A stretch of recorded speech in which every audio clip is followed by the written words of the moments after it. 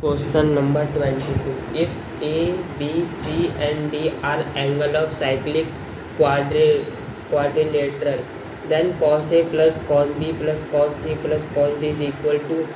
अब मेरे को गिवन है कि हम पे एक क्वाड्रिलेटरल है जिसमें 4 साइड है ना। अब मेरे को पता है एक क्वाड्रिलेटरल में जो कि अपोजिट साइड होती है ना उनका सम, जैसे A plus C equal to 180 होगा और B प्लस डी वो भी 180 के इक्वल होगा।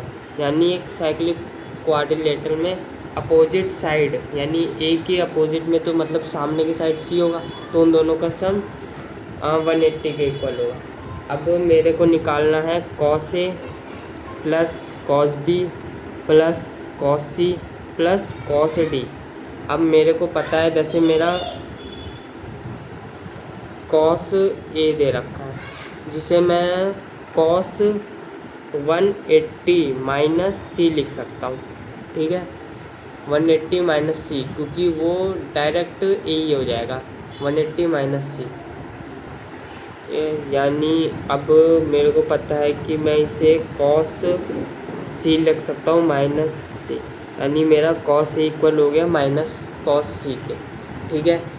अब मैं जैसे मैंने cos A को cos 180 माइनस C लिख सकता हूँ अगर साइक्लिक क्वाड्रिलेटरल, उधर ही मैं cos B को भी cos 180 माइनस D के फॉर्म में लिख सकता हूँ, ठीक है।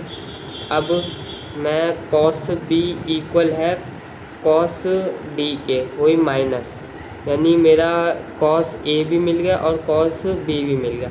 अब मैं ये जो फर्स्ट वाली इक्वेशन है अगर मैं उसमें वैल्यू रखूँ, जैसे cos A plus cos B plus cos C plus cos D है ना। अब मैं cos A को माइनस cos C लिख सकता हूँ प्लस cos B को माइनस cos D लिख सकता हूँ plus cos C plus cos D, यानी ओवरऑल आंसर 0 आ जाएगा, ठीक है। क्योंकि ये सब कट जाएंगे, cos D cos D cos C cut गए तो डायरेक्ट आंसर 0।